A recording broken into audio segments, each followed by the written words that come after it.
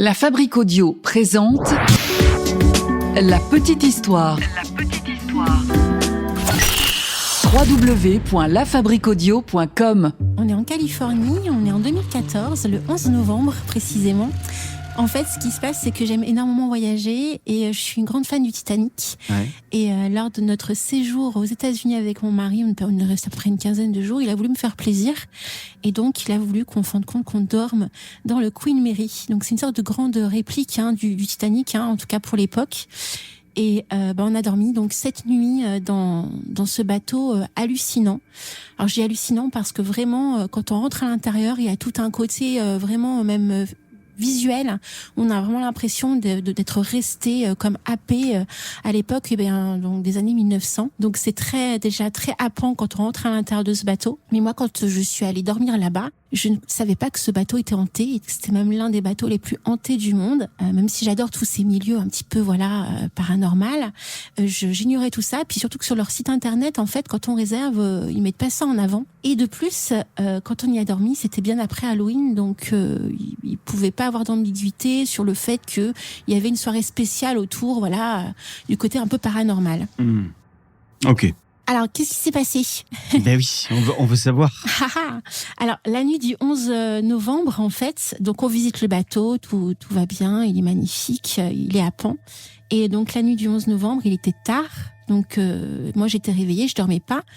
Et mon mari, par contre, lui dormait même très très bien. En fait, ce qu'il faut savoir, c'est que dans ces cabines-là, dans ces chambres-là, en fait, les lits ne sont pas super grands, c'est des lits une place. Et donc moi, j'ai mon lit qui est contre la porte et mon mari est en face de moi. Il a son lit contre le mur de l'autre côté. Donc il dort comme un bébé. Moi, je suis en train de faire mes petits messages sur Facebook, parce que déjà à l'époque, j'échangeais pas mal sur les réseaux. Donc 2014, ça date quand même. Ouais. Et donc en pleine nuit, je suis en train de répondre à mes messages sur Facebook et là d'un coup j'entends 2 tocs contre la porte.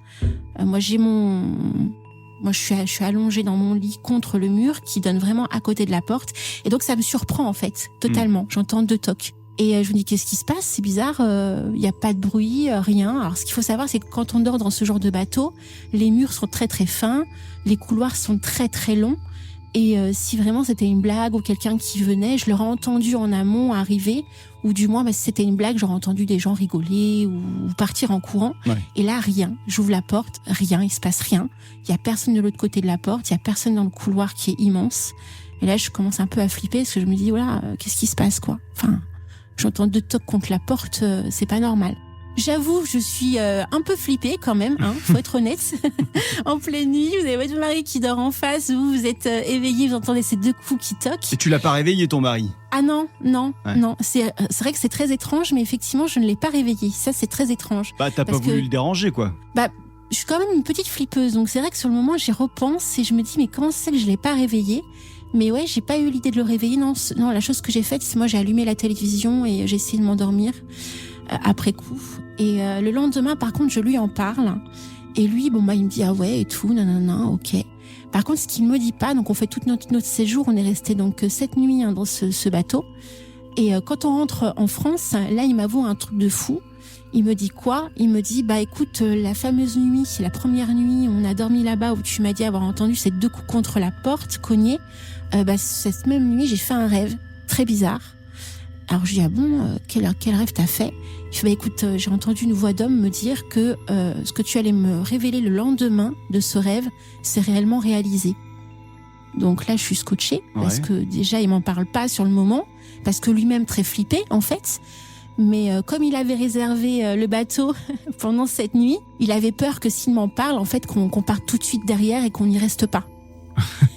Voilà, alors tu vois, il y a déjà tout ce côté, on se dit, ok, d'accord. Mais après, de l'autre côté, lui, il se dit quoi ? Il se dit quand même, c'est assez hallucinant parce que moi, j'ai cette expérience-là qui se met en place. Enfin, j'entends ces tocs. Lui, il fait ce rêve la même nuit où moi, j'ai cette expérience.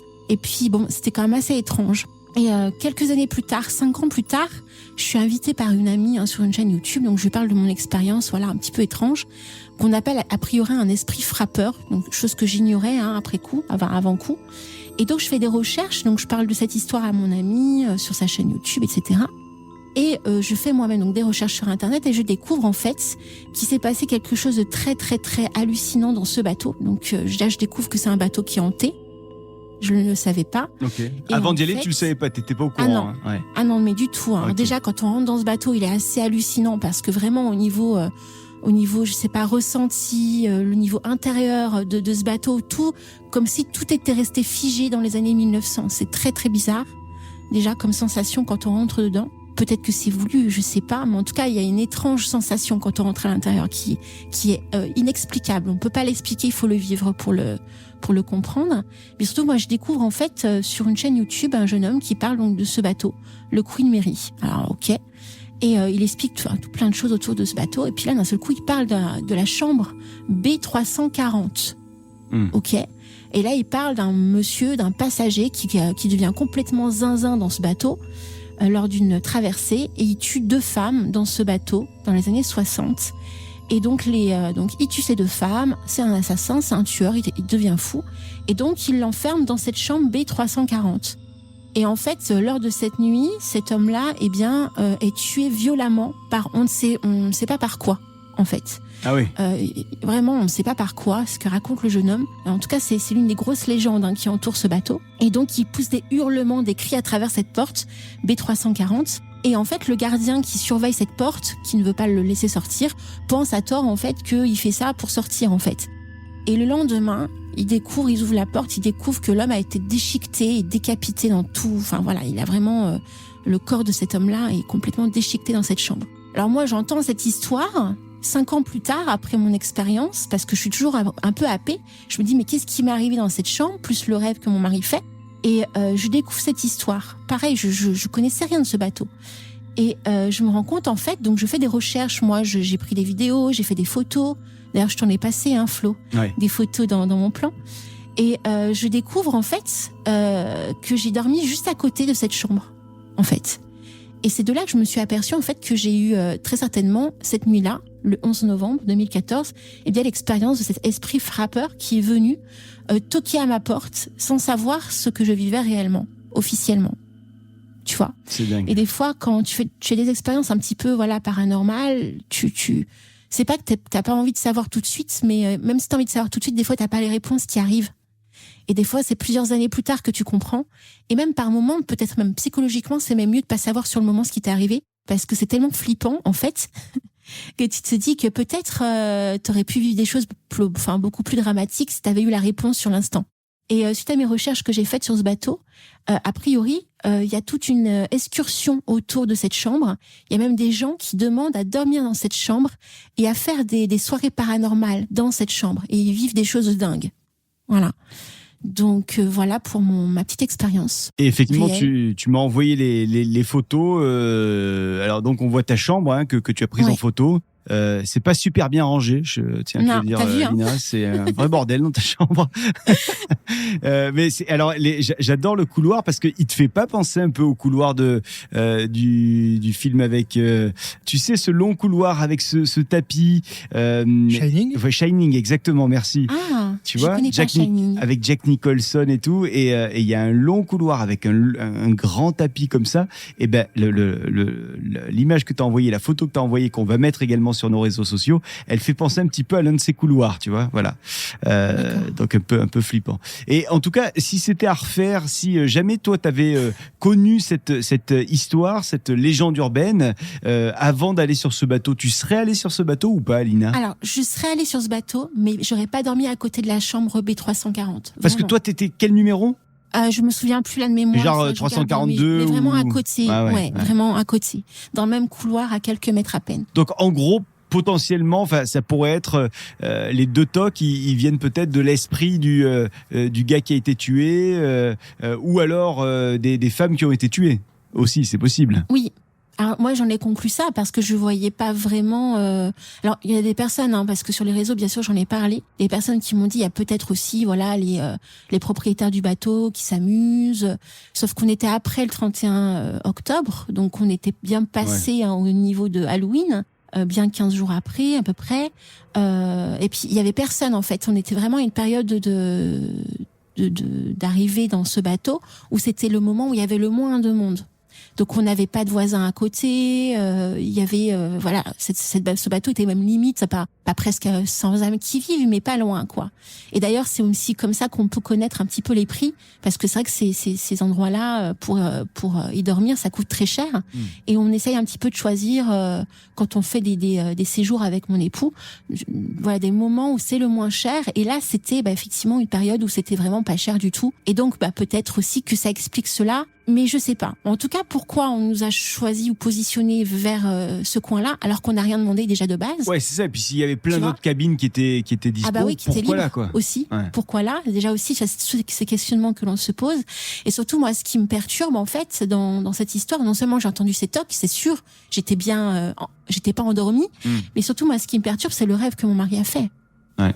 Tu vois, le rêve que mon mari a fait, ça, c'était assez dingue.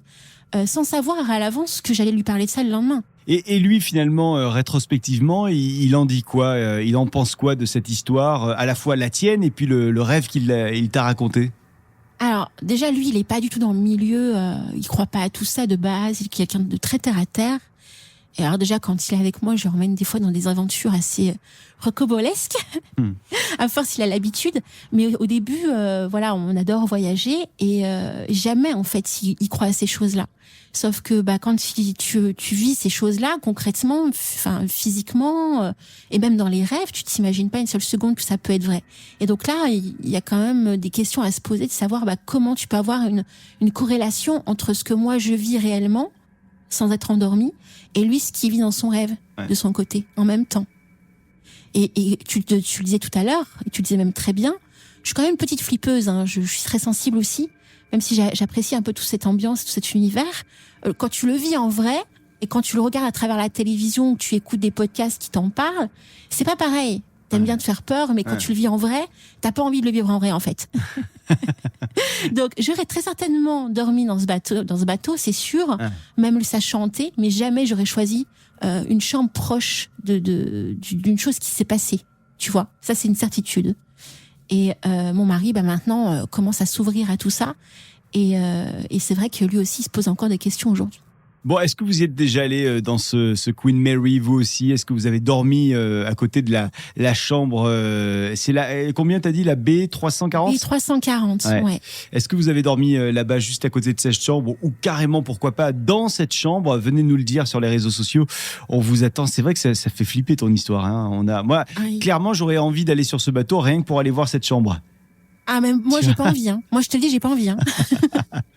Encore plus maintenant que je connais des histoires autour de ce bateau et notamment autour de cette histoire-là, tu vois, de me dire que c'est peut-être, il y a peut-être un lien.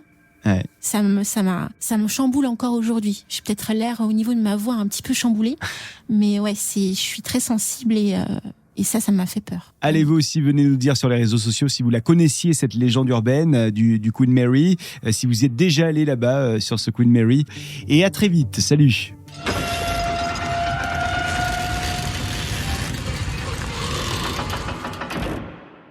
La Fabrique Audio présente La Petite Histoire.